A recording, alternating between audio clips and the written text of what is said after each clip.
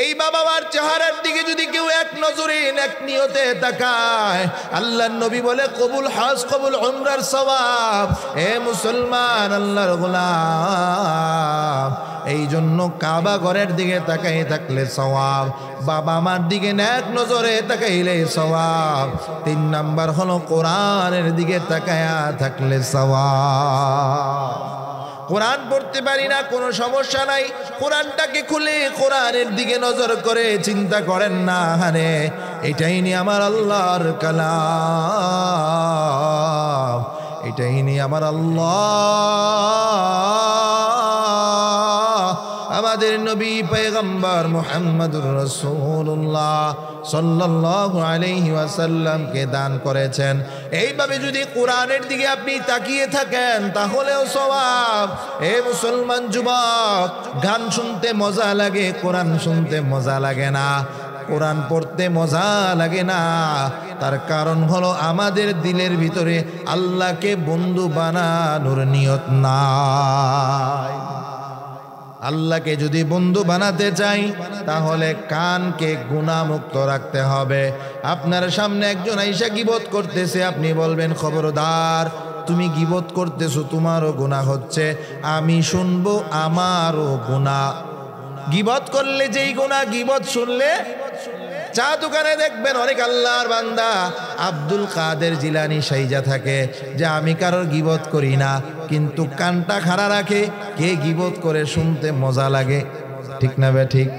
আল্লাহ বলেন সাম্মাউনা লিল কাযিবি আকালুনা লিস-সুহুত, শোনার দ্বারা বললে ওয়ালার মতোই গুনাহ হয়। এই জন্য কানের গুনাহ থেকে বাঁচতে হবে। আপনাদেরকে বোঝানোর প্রয়োজন নাই কানের গুনাহ কি, চোখের গুনাহ কি, জবানের গুনাহ কি। একটা ইমানদার সন্তান, একজন মুমিনের বান্দা, একজন মুমিন বান্দা, একজন মুসলমানের সন্তান বুঝে কোন জিনিসটা জবানের গুনাহ, কোন জিনিসটা চোখের গুনাহ, কোন জিনিসটা কানের গুনাহ। বুঝে কিনা বলেন? এই যে টিভি দেখে, বুঝেন নাই, দোকানে দাঁড়ায় টিভি দেখে, এটা মাদ্রাসার ছাত্র, ছোট্ট মানুষ বুঝে না, হ্যাঁ দাঁড়া দাঁড়া টিভি দেখতেছে। তো মুরব্বী তার ডাক দেখি, রে হুজুর তুই না জানোস টিভি দেখা গুনাহ, টিভি দেখাস কে? বলে কি বলে না? আচ্ছা উনি যে এই বাচ্চাটারে বললো টিভি দেখা যে গুনাহ, তুই দেখাস কে? আপনি কি করতেছেন? হ্যাঁ আগের থেকেই দেখতেছে। তার মানে উনিও বুঝতেছে টিভি দেখা গুনাহ, কিন্তু উনি ছাড়তে পারতেছে না। ওনার কষ্ট হলো আমি দেখবো, সমস্যা নাই, হুজুর কেন দেখবে, মাদ্রাসার ছাত্র কেন দেখবে? ও বাবা, মাদ্রাসার ছাত্রর জন্য যেমন টিভি দেখা গুনাহ, আপনার জন্য টিভি দেখা গুনাহ। ঠিক কিনা বলেন? এক লোক আসছে, হুজুর আমার ছেলের পড়ায় মনোযোগ বসে না। কেন, কি হয়েছে? সারাদিন বসে গেমস খেলে আর সারাদিন কার্টুন দেখে। আমি বললাম ভাই এই গেমসের ব্যবস্থা তো আপনি করে দিলেন, অ্যান্ড্রয়েড মোবাইল কিনে দিলেন, ঘরে টিভি লাগাইয়া দিলেন, এখন যদি আপনি বলেন যে না টিভি দেখা যাবে না, গেমস খেলা যাবে না, এটা সম্ভব না। ঠিক না বে ঠিক? এই জন্য মুসলমান ইমানদার আল্লাহর বান্দা থেকে বন্ধু হওয়ার জন্য 6টা কাজ। 1 নাম্বার হলো চোখের জবানের গুনাহ থেকে বাঁচা, 2 নাম্বার হলো চোখের গুনাহ থেকে বাঁচা, 3 নাম্বার হলো কানের গুনাহ থেকে বাঁচা, 4 নাম্বার হলো অঙ্গ প্রত্যঙ্গের গুনাহ থেকে বাঁচা। এই যে রমজান মাস আসতেছে, বলে হুজুর সময় কাটাবো কিভাবে? একটু ক্যারাম খেলে সময় কাটাই, আঙ্গুলের গুনাহ করতেছে। একটু লুডো খেলে সময় কাটায়, একটু তাস খেলে, তাস বুঝেননি আপনারা? আমাদের দেশে বলে মুনাজাত ধরে সময় কাটায়, মানে তাস খেলে সময় কাটায়। জিজ্ঞাসা করলে বলে হুজুর আমি রোজা রাখছি, কোনো সমস্যা নাই, কিন্তু একটু সময় কাটানোর জন্য এই কাজগুলা করতেছি না। আউযুবিল্লাহ। এটা হাতের গুনাহ হচ্ছে। ঠিক কিনা বলেন? এটা কিসের গুনাহ হচ্ছে? হাতের গুনাহ হচ্ছে। এই জন্য বাবা জবানের গুনাহ থেকে যেমন নিজেকে বাঁচানো দরকার, চোখের গুনাহ থেকেও নিজেকে বাঁচানোর দরকার, কানের গুনাহ থেকে নিজেকে বাঁচানোর দরকার, অঙ্গ প্রত্যঙ্গ হাত পায়ের গুনাহ থেকে নিজেকে বাঁচানোর দরকার। কয়টা গেল? 4টা। 5 নাম্বার হলো বাবা হালাল খাওয়া, হারাম থেকে বেঁচে থাকা। বান্দা জবান থেকে যা উচ্চারণ করো সবগুলো রেকর্ড করা হয়, আল্লাহ তাআলা সব আমল রেকর্ড করে নেন। কিরামান কাতিবিন, ডান কাদের ফেরেশতা বাম কাদের ফেরেশতা আমলনামা লিখে। আর জবান দ্বারা যা কিছু আমরা বলি, যা কিছু আমরা করি, এই জবান আল্লাহ তাআলা বলেন মা ইয়ালফিযু মিন কাওলিন ইল্লা লাদাইহি রাকীবুন আতীদ। এই জবানে যা কিছু করা হয়, এই জবান থেকে যা উচ্চারণ করা হয়, এই জবান দ্বারা যা ব্যবহার করা হয়, আল্লাহ বলেন সবগুলো আমি আল্লাহ ভিডিও করে। এই জন্য মুসলমান ইমানদার আল্লাহর বান্দা থেকে বন্ধু হওয়ার জন্য 6টা আমল আমাদেরকে করতে হবে। 1 নাম্বার কাজ করতে হবে জবানের গুনাহ থেকে আপনার আমার জবানকে হেফাজত করতে হবে। এই জবানের হাজার হাজার গুনাহ আছে। এই জবান দ্বারা আমরা মিথ্যা বলি, মিথ্যার গুনাহ হয়। এই জবান দ্বারা আমরা গীবত করি, গীবতের গুনাহ হয়। এই জবান দ্বারা আমরা মানুষের বদনাম করি, মানুষের বদনামের গুনাহ হয়। এই জবান দ্বারা মিথ্যা সাক্ষী দেই, এই জবান দ্বারা হারাম খাবার পেটে ঢুকাই, এই জবান খারাপ কাজে ব্যবহার করি। এই জন্য মুসলমান ইমানদার আল্লাহর বান্দা থেকে বন্ধু হওয়ার 1 নাম্বার কাজ হলো জবানের গুনাহ থেকে বাঁচা। এই জবান আপনাকে আমাকে গুনার দিকে আকৃষ্ট করে, কিন্তু এই জবানকে গুনাহ থেকে বাঁচাতে হবে। বিশেষ করে যুবক ভাইদের উদ্দেশ্যে বলা যে রমজানুল মুবারক এই জবানের গুনাহ থেকে বাঁচাও। রমজান মাস এই জবানের গুনাহ থেকে রমজান মাসকে হেফাজত করা, যেন রমজান মাসে আমার এই জবান দ্বারা গুনাহ না হয়। পারা যাবে তো ইনশাআল্লাহ? এটা হলো 1 নাম্বার গুনাহ থেকে বাঁচা। আল্লাহ তাআলা কোরআনুল কারীমের ভিতরে বলেন 2 নাম্বার গুনাহ থেকে বাঁচা হলো চোখের গুনাহ থেকে বাঁচা। ওয়ালাহুম আ'য়ুনুল লা ইউবসিরুনা বিহা। আল্লাহ বলে বান্দা আমি তোমার এই চোখ দিলাম, এই চোখ দ্বারা তুমি দেখো না। কে বললো দেখি না? আল্লাহ তাআলা বলার উদ্দেশ্য হলো যেই জন্য চোখ দিলাম ওই জিনিসটা দেখো না, যেটা দেখতে নিষেধ করলাম ওইটা ওই চোখ দ্বারা দেখো। এ দুনিয়ার মুসলমান আল্লাহর গোলাম, চোখের গুনাহ থেকে নিজেকে বাঁচানো।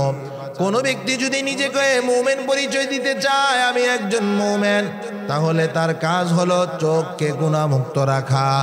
আল্লাহ তাআলা কোরআনুল কারীমের ভিতরে বলেন কুল্লিল মুমিনিনা ইয়াগুদ্দু মিন আবসারিহিম। হে আল্লাহ নবী পয়গম্বর, আপনি গোটা মানব জাতিকে বলে দেন কুল্লিল মুমিনিনা ইয়াগুদ্দু মিন আবসারিহিম। মুমিন হলো তারাই যারা তাদের চোখকে হেফাজত করে, চোখকে সংযত করে, চোখের গুনাহ থেকে নিজেকে বাঁচায়। চোখের গুনাহ থেকে নিজেকে বাঁচানো। মনে হচ্ছে এই চোখটা আপনার, এই জবানটা আপনার, কিন্তু এই চোখ এই জবানই আপনাকে জাহান্নামে টেনে নিয়ে যাচ্ছে। ঠিক না ভাই? ঠিক। এই জন্য বাবা আল্লাহর বান্দা থেকে বন্ধু হওয়ার জন্য 6টা কাজ করা। 1 নাম্বার হলো জবানের গুনাহ থেকে নিজেকে হেফাজত করা। 2 নাম্বার হলো চোখের গুনাহ থেকে নিজেকে হেফাজত করা। খুব খেয়াল করে বুঝবো আল্লাহ রাব্বুল আলামিন এই জবানের গুনাহ থেকে, এই চোখের গুনাহ থেকে বাঁচার জন্য আপনার আমার মুখের উপরে ঠোঁট লাগায়া দিছে, আপনার আমার চোখের উপরে আল্লাহ পর্দা লাগায়া দিছে। কোন ব্যক্তি যদি চায় আমি জবানের গুনাহ করব না, এই ঠোঁট বন্ধ করলেই গুনাহ বেঁচে যাবে। ঠিক কিনা বলে? জবানের ভিতরে আপনি হাত দিয়ে বন্ধ করতে হবে না। আপনার মনে হলো আমি এখন মিথ্যা বলবো, আমি আমার ঠোঁট লাগায় ফেললাম, আর মিথ্যা হবে না। আমি এখন গীবত করব, আমার ঠোঁট বন্ধ করে ফেললাম, গীবত হবে না। ঠিক না ভাই? ঠিক। রে মুসলমান ইমানদার, জবানের গুনাহ থেকে যখন আমি বাঁচবো, চোখের গুনাহ থেকে যখন আমি বাঁচবো, আল্লাহ বলে বান্দা তুমি ছিলা বান্দা, হয়ে গেল আমার বন্ধু, বান্দা থেকে বন্ধু। এই জন্যই আল্লাহ বলেন আল্লাহু ওয়ালিউল্লাযীনা আমানু ইউখরিজুহুম মিনায-যুলুমাতি ইলান-নূর। বান্দা যদি তুমি আমাকে অভিভাবক বানাও, যদি আমার বন্ধু হতে পারো, আমি আল্লাহ তোমার দিলটাকে নূরে নূরান্বিত করে দেব, তোমার অন্তরটাকে আমি আল্লাহ নূর দ্বারা ভরপুর করে দেব। 6টা কাজ। কয়টা কাজ? 1 নাম্বার জবানের গুনাহ থেকে বাঁচা, 2 নাম্বার চোখের গুনাহ থেকে বাঁচা। সামনে একটা মহিলা যাইতেছে, এই চোখ মহিলা থেকে হেফাজত করার জন্য হাত দিয়ে চোখ আটকাইতে হবে না, চোখের পর্দা যদি আপনি ফেলে দেন গুনাহ থেকে বেঁচে গেলেন। সুবহানাল্লাহ বলেন। আল্লাহ সহজ করছেন কি না? আল্লাহ বলেন বান্দারে আমি তোমাকে গুনাহ থেকে বাঁচার জন্য সহজ করে দিলাম। এখন বলতে পারেন হুজুর, রাস্তা দিয়ে চলার সময় কত মহিলা আমাদের নজরে আসে, আমরা তো তাদের দিকে তাকাই না, কিন্তু আমাদের আর চোখের তাকানো তাদের উপরে পড়ে যায়, এই জন্য কি আমাদের গুনাহ হবে নাকি? মুফাসসিরিনে কেরামগণ ওয়ালাহুম আয়ুনুল লা ইউবসিরুনা বিহা, এই আয়াতের ব্যাখ্যা করেছেন রাস্তায় চলার সময় কোনো নারীর ছায়া যদি আপনার সামনে চলে আসে, আপনি যদি তার দিকে না তাকান, এই না তাকানোর কারণে আল্লাহ আপনাকে তো গুনাহ থেকে বাঁচাবে, পাশাপাশি আপনার আমলনামায় আল্লাহ সওয়াব লিখে দিবে। ড্রাইভার রাস্তায় গাড়ি চালায় কিনা? ড্রাইভার রাস্তার 2 ধারে গাছ থাকে, গাছে ফল থাকে, ড্রাইভার যখন গাড়ি চালায় এই রাস্তার গাছগুলো তাদের নজরে আসে কি আসে না? কিন্তু ড্রাইভার কি গাছ গনে তাকায় তাকায়, এটা এই গাছ, ওইটা ওই গাছ, ওইটা ওই গাছ। যদি ড্রাইভার নিজে ড্রাইভিং না করে, এই গাছ গণনা করে, গাছের ফল গণনা করে, ড্রাইভার বাঁচবে না অ্যাক্সিডেন্ট করবে? মুসলমান ইমানদার, রাস্তায় চলার সময় নারী চলবে, নারী থাকবে, কিন্তু ড্রাইভার যেমন গাছের দিকে নজর করে না, আপনাকে আমাকেও নারীর দিকে নজর করা যাবে না।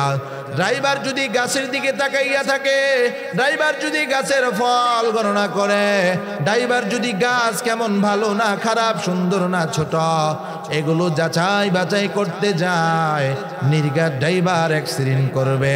রে মুসলমান ইমানদার, আপনি আমি যদি রাস্তায় চলার সময় চোখের হেফাজত না করি, নারীগুলোর দিকে তাকাই, নারীটা সুন্দর না কালো, ছোট না বড়, দেখতে কেমন, এইগুলো যদি আমরা তাকায়া দেখতে চাই, তাহলে আমরাও অ্যাক্সিডেন্ট করে ফেলবো। ঠিক কিনা বলেন? এই জন্য জবানের গুনাহ থেকে বাঁচা, চোখের গুনাহ থেকে বাঁচা। 3 নাম্বার আল্লাহ তাআলা বলেন কানের গুনাহ থেকে বাঁচা।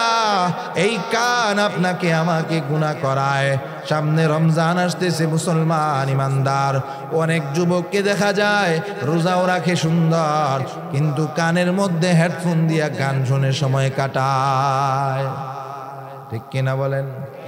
وَمِنَ النَّاسِ مَن يَشْتَرِي لَهْوَ الْحَدِيثِ لِيُضِلَّ عَن سَبِيلِ اللَّهِ। এ মুসলমান ইমানদার, গান শোনা সওয়াবের কাজ না গুনাহের কাজ? সকলে বুঝে গান শোনা গুনাহের কাজ, তারপরেও মুসলমান গান শুনবে। রমজানে তারাবি পড়তে কষ্ট হয়ে যায়, ইমাম সাহেব লম্বা কেরাত পড়লে কষ্ট হয়ে যায়, অথচ এই কোরআন তেলাওয়াত শুনলে সওয়াব, এই কোরআন দেখলে সওয়াব, এই কোরআনের দিকে তাকাইয়া থাকলে সওয়াব। ও মুসলমান ইমানদার, 3টা জিনিস এমন আছে যেগুলোর দিকে তাকাইয়া থাকলেও সওয়াব। সুবহানাল্লাহ বলবেন না? রাগ করছেন আপনারা? কয়টা জিনিস? 3টা জিনিস এমন যেগুলোর দিকে আপনি তাকাই থাকলেই সওয়াব। 1 নাম্বার হলো কাবা ঘরের দিকে তাকায় থাকলে সওয়াব। এ মুসলমান, আপনি হজে গিয়েছেন, কোনো আমল করেন না, শুধু কাবা ঘরের দিকে তাকাই আছেন। আল্লাহ বলে, ও ফেরেশতারা, আমার বান্দার আমল নামায় সওয়াব লিখতে থাকো। 2 নাম্বার হলো বাবা মার দিকে তাকায়া থাকলে সওয়াব। এই বাবা মার চেহারার দিকে যদি কেউ এক নজরে এক নিয়তে তাকায়, আল্লাহর নবী বলে কবুল হজ কবুল উমরার সওয়াব। এ মুসলমান, আল্লাহর গোলাম, এই জন্য কাবা ঘরের দিকে তাকাই থাকলে সওয়াব, বাবা মার দিকে এক নজরে তাকাইলে সওয়াব। 3 নাম্বার হলো কোরআনের দিকে তাকায়া থাকলে সওয়াব। কোরআন পড়তে পারি না, কোনো সমস্যা নাই, কোরআনটাকে খুলে কোরআনের দিকে নজর করে চিন্তা করেন না, হারে এটাই নিয়ে আমার আল্লাহর কালাম, এটাই নিয়ে আমার আল্লাহ আমাদের নবী পয়গম্বর মুহাম্মদুর রাসূলুল্লাহ সাল্লাল্লাহু আলাইহি ওয়াসাল্লামকে দান করেছেন। এইভাবে যদি কোরআনের দিকে আপনি তাকিয়ে থাকেন তাহলেও সওয়াব। এ মুসলমান যুবক, গান শুনতে মজা লাগে, কোরআন শুনতে মজা লাগে না, কোরআন পড়তে মজা লাগে না। তার কারণ হলো আমাদের দিলের ভিতরে আল্লাহকে বন্ধু বানানোর নিয়ত নাই। আল্লাহকে যদি বন্ধু বানাতে চাই তাহলে কানকে গুনাহমুক্ত রাখতে হবে। আপনার সামনে একজন আইসা গীবত করতেছে, আপনি বলবেন, খবরদার, তুমি গীবত করতেছো, তোমারও গুনাহ হচ্ছে, আমি শুনবো, আমারও গুনাহ। গীবত করলে যেই গুনাহ, গীবত শুনলে। চা দোকানে দেখবেন অনেক আল্লাহর বান্দা আব্দুল কাদের জিলানী সাইজা থাকে যে আমি কারোর গীবত করি না, কিন্তু কানটা খাড়া রাখে, কে গীবত করে শুনতে মজা লাগে। ঠিক না বে ঠিক? আল্লাহ বলেন, সাম্মাউনা লিল কাযিবি আকালুনা লিস-সুহুত। শোনার দ্বারা বললে ওয়ালার মতোই গুনাহ হয়। এই জন্য কানের গুনাহ থেকে বাঁচতে হবে।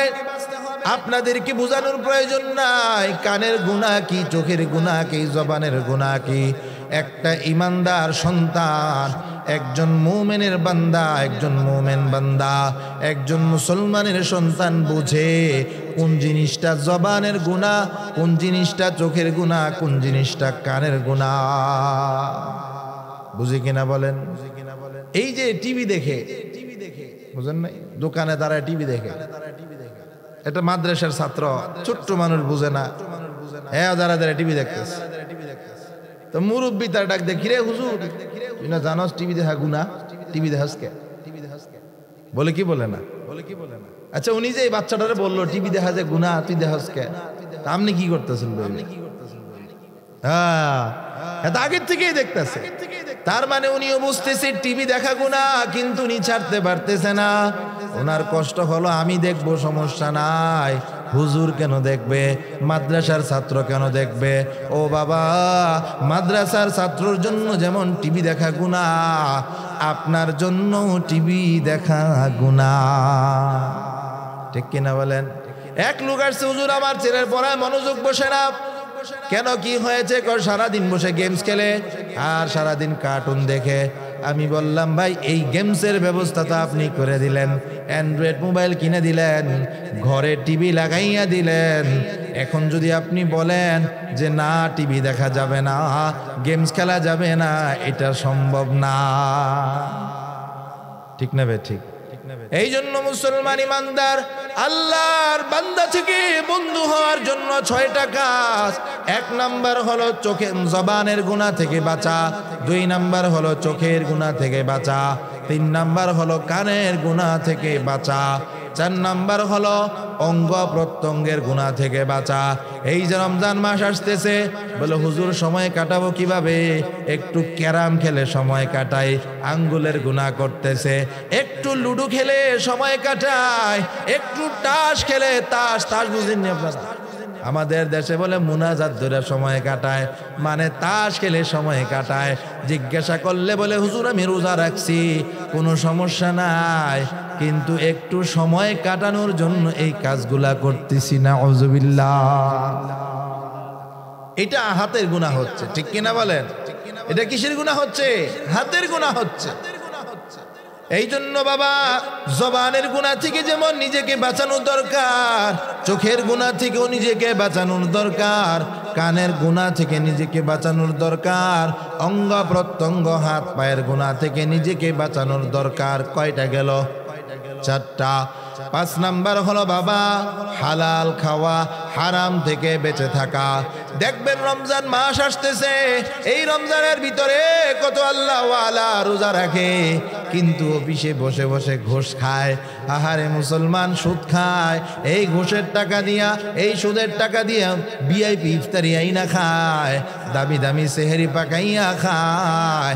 এই রোজা কোনোই কাজে আসবে না, কোনো কাজে আসবে না। হারাম খাওয়ার দাম, হারামের ভিতরে বরকত নাই, হালালের ভিতরেই বরকত। অনেককে বলতে শোনা যায় যে হুজুর এত অল্প টাকা বেতন পাইয়া কিভাবে চলে।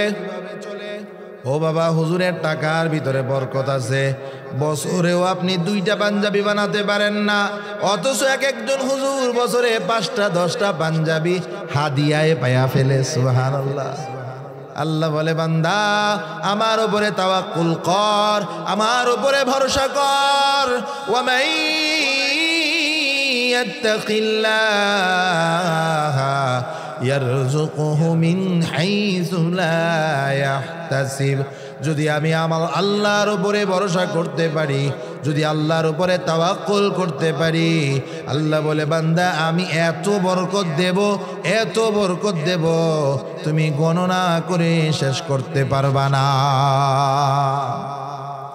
এই জন্য আল্লাহর বন্ধু হওয়ার জন্য 5 নাম্বার কাজ হলো হারাম থেকে বাঁচা, হারাম খাবার থেকে বাঁচা, হালাল খাবার খাওয়া। ও মুসলমান ইমানদার, অনেক সময় দেখা যায় অনেকের কিছু ইনকাম হালাল, কিছু ইনকাম হারাম, এই দুইটাকে মিলাই আমরা ব্যবহার করে কোনোই কাজ হবে না। মনে করেন দুধের মধ্যে যদি একটু পেশাব মিশাইয়া দেন, এই দুধটা পাক থাকবে না, নাপাক হয়ে যাবে, নাপাক হয়ে যাবে। তার মানে বোঝা গেল দুধের মধ্যে পেশাব পড়লে যেমন নাপাক হয়ে যায়, হালাল টাকার মধ্যে হারাম ঢুকলেও ওইটা হারাম হয়ে যায়। নবীজি সাল্লাল্লাহু আলাইহি ওয়াসাল্লাম বলেন, মানিশতারা সাওবান বিআশারা দারাহিম, কোন ব্যক্তি 10 টাকা দিয়ে একটা কাপড় পরিধান করলেন, কাপড় কিনলেন, কয় টাকা দিয়া? বুঝেন না কথা? 10 টাকা দিয়ে একটা কাপড় কিনলেন, ফিহি দিরহামুন হারামুন, ওই 10 টাকার ভিতরে 1 দিরহাম হলো হারাম, 1 টাকা হলো হারাম। তাহলে 10 টাকার ভিতরে 1 টাকা হারাম, 9 টাকা হলো হালাল। আল্লাহর নবী বলেন, এই ব্যক্তি যদি এই পোশাক পরে নামাজ পড়ে, এই পোশাক পরে আমল করে, এই পোশাক পরে ইবাদত করে, লাম ইয়াতাকাব্বালুল্লাহু ইবাদা, আল্লাহ তার ইবাদত কবুল করবে না। কি করবে না? কেন? 1 টাকা হারাম হওয়ার কারণে। এই জন্য মুসলমান ইমানদার, হালালের ভিতরে বরকত, হালালের ভিতরে নূর, হালালের ভিতরে শান্তি। কত মানুষকে দেখবেন কোটি কোটি টাকার মালিক, কিন্তু ভালো খাবার খেতে পারে না। ডাক্তার বলে দিয়েছে সাবধান সাবধান, ডায়াবেটিস 25, একটার উপরে 2টা খাইবা 10 মাস, একদিনও বাঁচবা না, 10 দিনও বাঁচবা না। আল্লাহর বান্দার টেবিল ভর খাবার, কিন্তু আল্লাহর বান্দা খেতে পারে না। ঠিক না ভাই? ঠিক। আর একজন কৃষক জমিনে সারাদিন কাজ করার পর খাবারের ভালো নাই, ওই পান্তা ভাত কাঁচা মরিচ দিয়া এমন ভাবে খায় মনে হয় জান্নাতি খাবার খায়। ঠিক কিনা বলেন? এই জন্য বাবা, হালালের ভিতরে বরকত। হারাম টাকার বাড়িতে ঘুম হয় না, আর হালাল টাকার টিনের ঘরের ভিতরে আরামের ঘুম হয়। ঠিক না ভাই? ঠিক বলেন। বাদশাহ হারুনুর রশিদ, ওনার অট্টালিকার উপর থেকে উনি তাকাইয়া দেখে বাহলুল আরামে নাক টেনে ঘুমাচ্ছে। এবার বাদশাহ হারুনুর রশিদ বাহলুলকে বলে, বাহলুল তুমি এত আরামের ঘুম কিভাবে ঘুমাও? তুমি আমাকে একটু ফর্মুলা দিয়া দাও, আমিও একটু আরামে ঘুমাইতে চাই। এই প্রাসাদের ভিতরে আমার ঘুম হয় না, এই প্রাসাদের ভিতরে আমার পেরেশানি, আমাকে একটা ফর্মুলা দাও, কিভাবে তুমি এত আরামে ঘুমাও? আল্লাহ আল্লাহ বান্দা বাহলুল বলে, ও বাদশাহ হারুনুর রশিদ, এই যে ছিঁড়া কাতাটা দেখতেছ, এইটা যখন আমি গায়ে দেই আমার চোখে ঘুম চলে আসে। তুমিও এটা গায়ে দিয়া দেখো, আর ভুলে যাও তুমি যে রাজপ্রাসাদের বাদশাহ, দেখবা তোমারও ঘুম চলে আসবে। এবার বাদশাহ হারুনুর রশিদ বলে, তাহলে দাও আমাকে তোমার এই ছিঁড়া কাতাটা। এই ছিঁড়া কাতা নিয়ে বাদশাহ হারুনুর রশিদ নিজেকে রাস্তার ফকির মনে করে রাস্তায় ঘুমায়া পড়ছে। ছিঁড়া কাতা গায়ে দেওয়ার সাথে সাথে ঘুম চলে আসছে। ওই দুনিয়ার কোনো পেরেশানি নাই, ওই রাজপ্রাসাদের কোনো পেরেশানি নাই, আল্লাহর বান্দা আরামে ঘুমায়া পড়ছে। এ মুসলমান ইমানদার, তাকাইয়া দেখেন, যার কিছু নাই তার কোনো আফসোস নাই, আর যার একটা বাড়ির মালিক তার তামান্না হলো আরেকটা বাড়ির মালিক কখন হব, একটা গাড়ির মালিক হলে আরেকটা গাড়ির মালিক কখন হব। ও মুসলমান ইমানদার, এক আল্লাহর বান্দা আমাকে বলে, হুজুর আমার 5টা সন্তান, 4টা সন্তানকে ঢাকাতে 4টা বাড়ি বানায়া দিলাম, আমার মনের ভিতরে পেরেশানি দূর হয় না। ছোট ছেলেকাটা যদি আরেকটা বাড়ি আমি বানাইয়া দিতে পারি, তাহলে আমি মরেও শান্তি পাব। তার মানে বোঝেন, হের কবরের শান্তি হলো বাড়ি বানানোতে। এটা কি আসল বাস্তব না মিথ্যা? 4টা বাড়ি বানানোর পরেও তার মনে শান্তি নাই। আল্লাহ বলে, বান্দা তোমাকে আমি যতই দেই তুমি তৃপ্ত হবা না, যতক্ষণ না হালাল রিজিক ভক্ষণ করবা। হালালের ভিতরে বরকত, বড় দালান কোটার ভিতরে বরকত নাই যদি হারাম হয়। এই জন্য বাবা, এই হালাল রিজিক আপনার আমার জন্য আল্লাহর বান্দা থেকে বন্ধু হওয়ার মাধ্যম। ইবাদত কবুল হওয়ার জন্য একটা শর্ত হলো হালাল রিজিক খাওয়া। হালাল রিজিক না খাইলে ইবাদত কবুল হবে না, হবে না, হবে না। হারাম টাকা দিয়া যদি আপনি ওই একেবারে বাইতুল্লাহর ভিতরে ঢুকেও নামাজ পড়েন, এই হজ কবুল হবে না। ঠিক না বে ঠিক বলেন? আমাদের দেশে দেখবেন একদল লোক পাওয়া যায়, আলহামদুলিল্লাহ মানুষকে দান করে, কেউ জানে না, কেউ দেখে না, কেউ বোঝে না, কিন্তু আরেক দল মানুষ আছে দান করে বলে একটা ছবি তোল, আসেনি, নিজেকে দানবের প্রকাশ করার জন্য মিডিয়ার সামনে দেয়। হে মুসলমান ইমানদার, এই বান্দা যখন হাসরের ময়দানে উঠবে, আল্লাহ বলবে, বান্দা কি নিয়ে আমার কাছে আসলা? সে বলবে, আল্লাহ দুনিয়ার জমিনে আপনার রাস্তায় দান করেছি, আপনার রাস্তায় খরচ করেছি, আপনি যে সম্পদ দিয়েছিলেন এই সম্পদ আমি মানুষের মাঝে বিলাইয়া দিছি। আল্লাহ বলবে, কাযাবতা ইয়া আবদি, এ আমার বান্দা তুমি মিথ্যা বলতেছ, মিথ্যা বলতেছ। তুমি তো দুনিয়ার জমিনে দান করেছ, মানুষ তোমাকে দানবীর বলবে।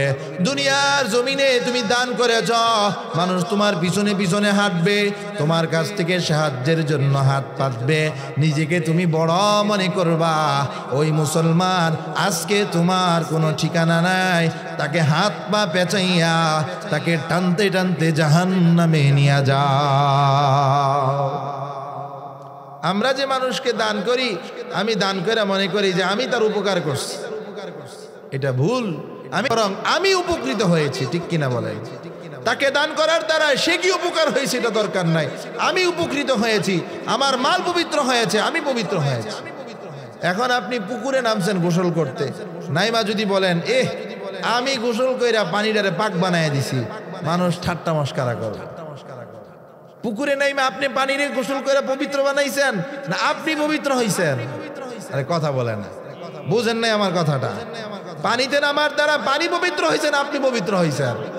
আপনি যদি কোন আমার উচিলে পানি পবিত্র হয়েছে, পাগল বলবে মানুষ, ঠিক কিনা? এই দান করার দ্বারা যদি মনে করেন অন্য উপকার হয়েছে, মুসলমান না, না, এই দান করার দ্বারা আমি উপকৃত হয়েছি, আমার মাল পবিত্র হয়েছে, আমার হায়াত পবিত্র হয়েছে, আমি জাহান্নামের আগুন থেকে বাঁচলাম।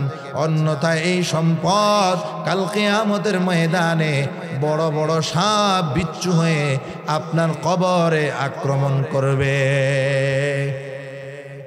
এজন্য হালাল খাবো। কি খাবো বাবা?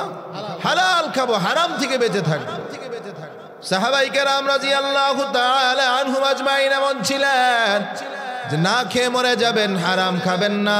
হযরত আব্দুল্লাহ ইবনে হুযাফার লম্বা ঘটনা, ওনাকে যখন কাফেররা বন্দী করে নিয়ে গেলেন, এক সপ্তাহ কোনো খাবার দেয় না। এবার ডাক্তার পাঠিয়ে দিলেন, হিরাক্লিয়াস বাদশা বলে যাও যাও আব্দুল্লাহ ইবনে হুযাফাকে দেখো, তাকে তো এক সপ্তাহ খাবার দেই না, তার কি অবস্থা। ডাক্তার যায়া পরীক্ষা নিরীক্ষা করে বলে তাড়াতাড়ি খাবারের ব্যবস্থা করো, না হলে আব্দুল্লাহ ইবনে হুযাফা ইন্তেকাল করবে। হিরাক্লিয়াস বাদশা বলে যাও যাও তাড়াতাড়ি যাও। কি নিয়ে যাবা?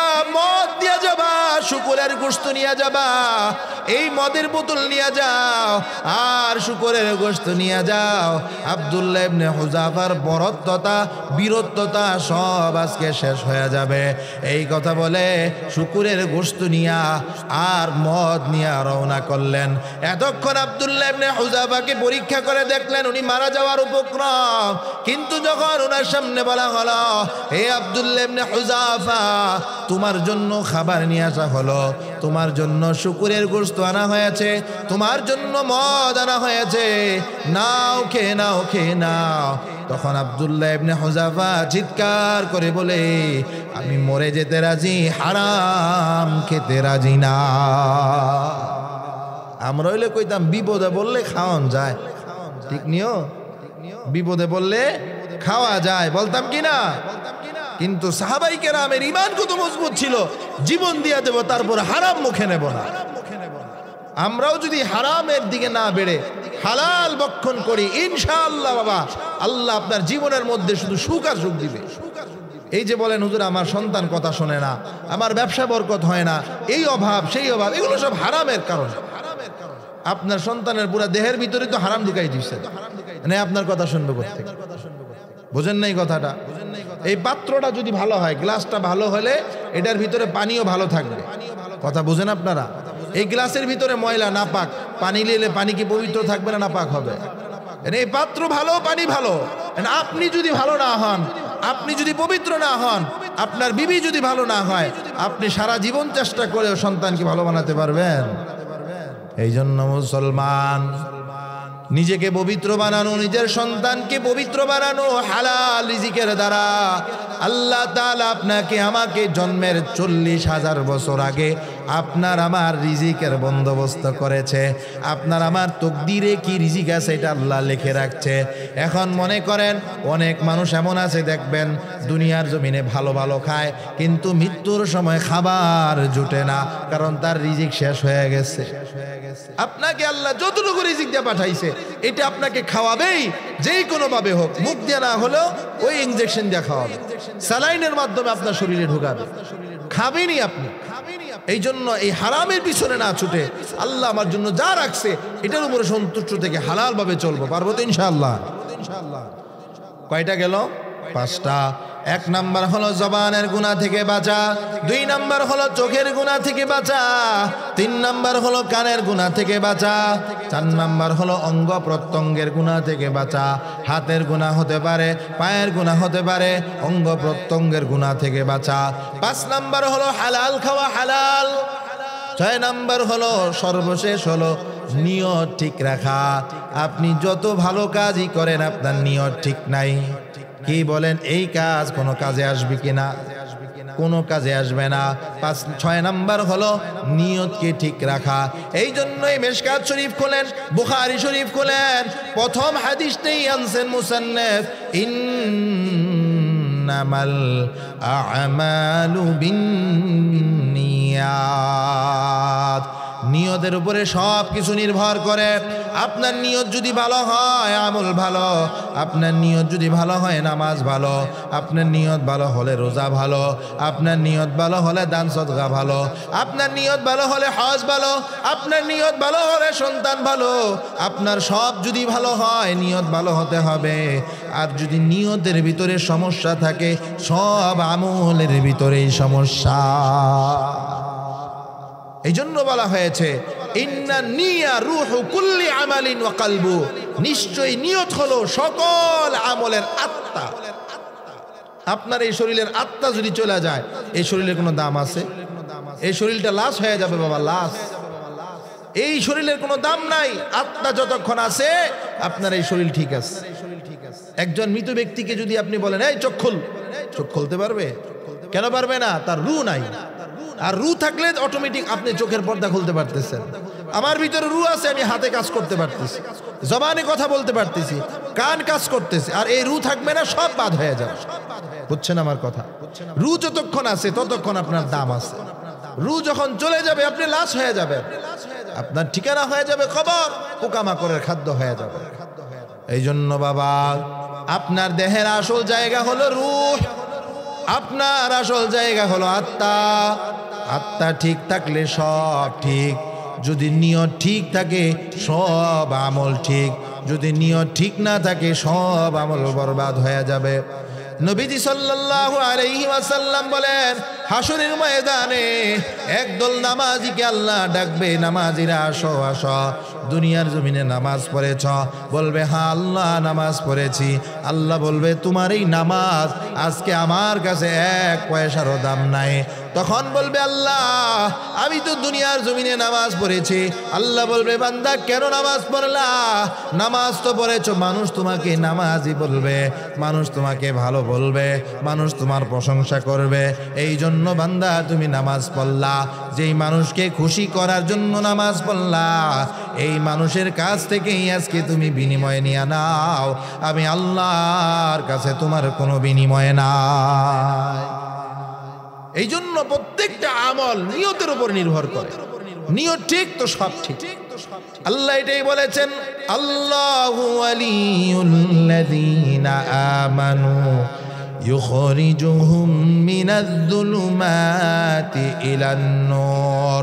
যারা আল্লাহকে বন্ধু বানাবে, আল্লাহর বান্দা থেকে যারা বন্ধু হতে পারবে, আল্লাহ বলেন ইউখরিজুহুম মিনাজ-যুলুমাতি ইলান-নূর, তাদের অন্তরটা হবে পরিষ্কার, তাদের অন্তরের ভিতরে আল্লাহর ভয় থাকবে, কবরের ভয় থাকবে, মিজানের ভয় থাকবে, ফুলসিরাতের ভয় থাকবে, জাহান্নামের ভয় থাকবে, জান্নাতের আশা থাকবে। আর যারা শয়তানকে অভিভাবক বানাবে, তাদের কাছে দুনিয়া ভালো লাগবে, তাদের কাছে টাকা পয়সা ভালো লাগবে, আল্লাহর গোলামি ভালো লাগবে না, দান সদকা ভালো লাগবে না, মসজিদ মাদ্রাসা ভালো লাগবে না, আলেম উলামা ভালো লাগবে না, কারণ তার অভিভাবক হলেন শয়তান। والذين كفروا أولياؤهم الطاغوت, যারা তাগুতকে শয়তানকে অভিভাবক বানাবে, ইউখরিজুনাকুম মিনান নূরি ইলাজ-যুলুমাত, আল্লাহ বলেন তাদের এই আলোকিত অন্তরটা অন্ধকার হয়ে যাবে। আর তাদের ঠিকানা হবে কোথায়? উলাইকা আসহাবুন নার, তাদের ঠিকানা হবে জাহান্নাম। হুম ফিহা খালিদুন, তারা জাহান্নামে চিরকাল চিরকাল থাকবে। এই জন্য আমরা আল্লাহর বান্দা থেকে বন্ধু হতে রাজি আছি তো? আরে জোরে বলেন আছি তো ইনশাআল্লাহ।